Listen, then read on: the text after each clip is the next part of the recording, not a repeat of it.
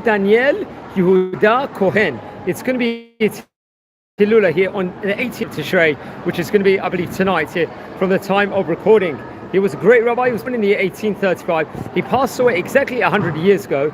In the year 1925, the great Chacham passed away. Now, very, very interesting. I think he came from great rabbinic auspices. I believe his father's name was Rab Moshe HaKohen, who was a great rabbi, and he was born in the Hebrew month of Iyar. This was back in the year 1835, as we said before. We're talking about 190 years ago here from the time recording. He was born in the island of Jerba. Remember, Jerba in its day had a great Torah Jewish community, which we mentioned about on various occasions before. On this series, for sure, we've mentioned about probably at least about 40-50 rabbis that were from Jerba. Now, he would learn Torah under auspices of another great rabbi, Rabbi Shalom Acham Khalifa Idan. Remember, we've spoken about the famous Idan rabbinic family on various occasions before here on this series over here. And I think he would also work in trade at that stage in time while he was also learning Torah in the early years. He was working in that, and then Baruch Hashem, through a financial point of view, he would actually succeed to a great level at that point in time. But Rav Shalom Daniel Yehudah Cohen, he was one of the great rabbis of the city. He was one of the great Torah learners, and was doing huge amounts of Gimlot Chasadim over there also, and was really doing a lot to strengthen the, let's say, the level of Torah learning inside that vicinity over there. And he would actually take on, I'll say what it says over here in Hebrew. It says, Bichlalam kibel al atzmo b'kviyut hotzatehem shel shnayim gdolei Yisrael, Hacham David Cohen v'Chacham Yaakov Cohen. He would be, let's say, integrated along with other great rabbanim in those specific vicinities. And I'll say what it says, Liyamim hitapech alab Gilgal, what it says. Now, Chacham Shalom, Daniel Yehudah Cohen, he would actually give up, let's say, the trade work he was doing at that point in time, mischaro, and will then end up imbuing and spending all his time pretty much in the Torah field. Obviously, being a Gadol Hador and a real great, let's just say, in of itself, it was really fitting, let's just say, at that stage in time, that he would take on more of a Torah role. Now, come with the 1891, remember that point in time, he'd be already in his mid-50s. It says, Hacham Shalom Daniel Yehudah Cohen, Aval Le'ir Zarzis. He would actually move at that point in time, possibly from Jerba, I would assume, to the area of Zarzis in Tunisia. Remember, Tunisia was a bastion place of Torah learning in the entire world at that stage in time. And over there, he'd work as a rabbi of the city of Zarzis. We've spoken about many rabbis from that specific vicinity in of itself. And over there, he'd also be a Mora Tzedek and really work in Torah outreach work over there, respectively. Do a lot of kiruv work, Marabitz Torah at a great level. And he was, I think, many of the great rabbis from Tunisia would come to that specific vicinity. He would host them, he would speak to them, correspond with them, and he would take on premium roles at that point in time. And would actually give blessings. Many people would come to him asking him for brachot, and he would give them very much so, and people would really look at him at, let's say, a very, very high level. Then come with the year 1921, I believe the great rabbi would actually be zoche, merit, to actually make aliyah and come to Eretz Yisrael, and he'd go on to live in Tiberias. Remember, Tiberias was one of the 4 holy cities in Israel, along with Jerusalem, Tzfat, and Hebron. So he'd actually go there. Remember, there was a great community in Tiberias at that point in time. And yes, it's reported over that he passed away on the 18th of Tishrei. Now, differing opinions. One place said he passed away in 1925. Another place says 1926. So depending on either 99 or 100 years ago, please, if anyone knows for 100% sure, please confirm with me on that stuff. And yeah, very, very interesting. Obviously a huge, devastating loss to the place, but I think many of the great rabbis of Tunisia will end up giving him hesped, will eulogize him also. Now, it's interesting. He would author great Torah books, including Nahar Shalom. This was one of the books over there. This was a book on the Torah itself. And another book which he would write was, along with his grandfather, was, I think there was the Divrei Shaul, which was also on the Torah, which was written, I think, with his grandfather. And then the Chafetz Yakar, which is a book on the mitzvot, the different commandments, respectively. Another Torah work was the Chayim v'Shalom. This was on midot, on various different behavioral characteristics, and the Sharei Shalom, which was on Allah Choshim, respectively. Let's explore a few of the highlights from the Torah book in of itself. Remember, we're using the Jaime website where they actually illustrate the different tidbits which is actually used over from the books. And one of the teachings he has to actually have in the book over here, it says Melamed Shamidot Hatovot Hem Siba Gdola Likiyum Mitzvot. This is one of the teachings he has over there respectively. Now what is that over there? I think that's featured very much in the Chaim Shalom book, and maybe I think part of the Hakdama, the preface of the book respectively. I think that was printed, if I'm not mistaken, way later on in the year 1985. I don't know if that was from his teachings or reprints or not, but I'm not too sure. Another one, they say, Melamed Machloket L'Shem Shemaim Chalukei Halachot Sfardim V'Ashkenazim. Remember, at that point in time, I think in the early 1900s, there was divides between the Sephardic and Ashkenazi community in Jerusalem. Now, this teaching, I think it comes also from the same book, possibly printed in 1985, Kuntras of Tov Ta'am, respectively over there. I think actually in page Shin Yutet, there respectively. I'll state what it says over here in Hebrew with regards to this comment which is written. Thanks once again to the Jaime website. What does it say?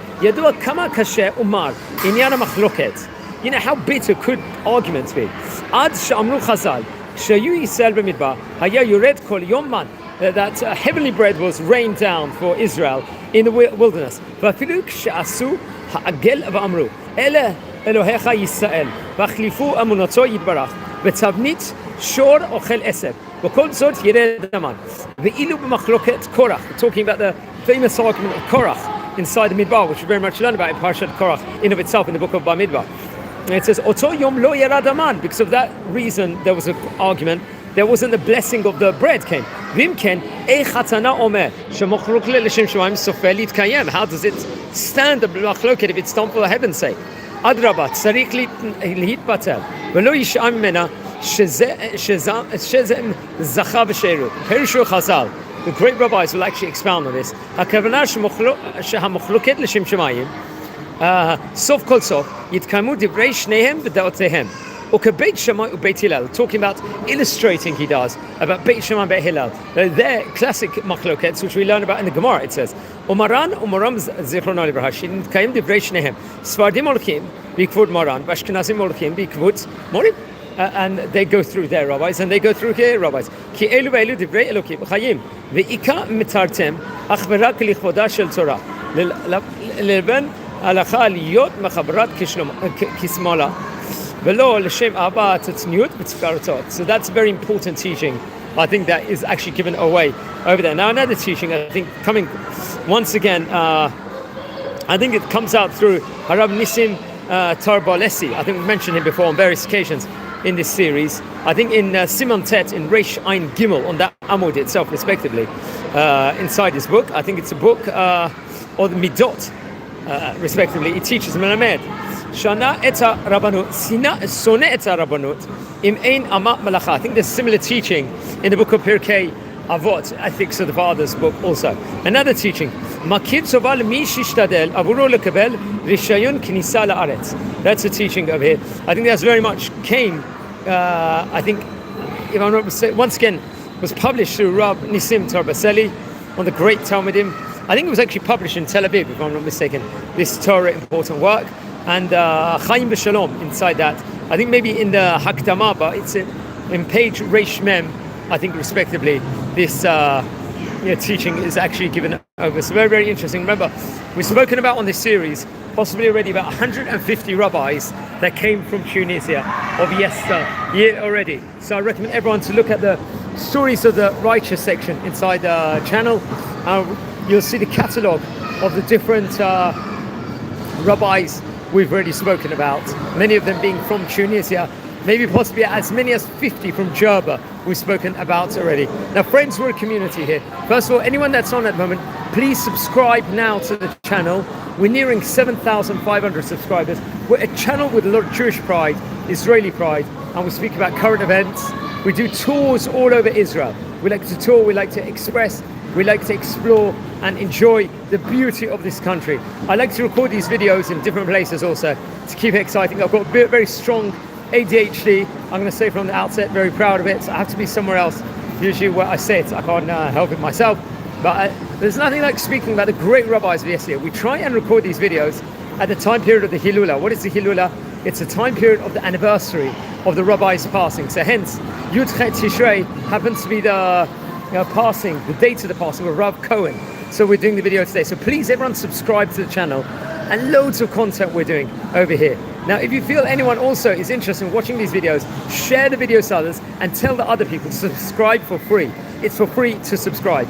I can't stress that enough over here. So please, over here. We like to explore different places in Israel, in Bet Shemesh, in Jerusalem, and we like to go all over the country and enjoy this beautiful country and learn about the wisdom of our forefathers, of our great-grandparents, where they walked on, our heritage, our culture, how important it is to actually learn about it. So that's a very, very important aspect. I'm actually recording this at the moment from the city of Bet Shemesh in Israel, just in a busy place at the moment. So very, very good.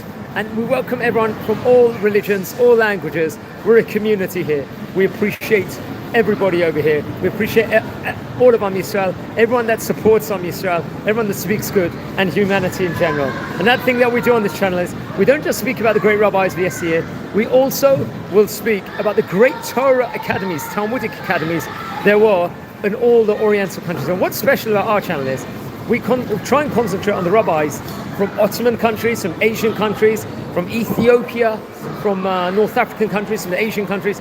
Many people would not speak so much about that in the English language, but we are really, really trying to target this and grow ourselves in this respectively. So I think on that note, wishing all a Chag Sameach. We're on the third day of Sukkot.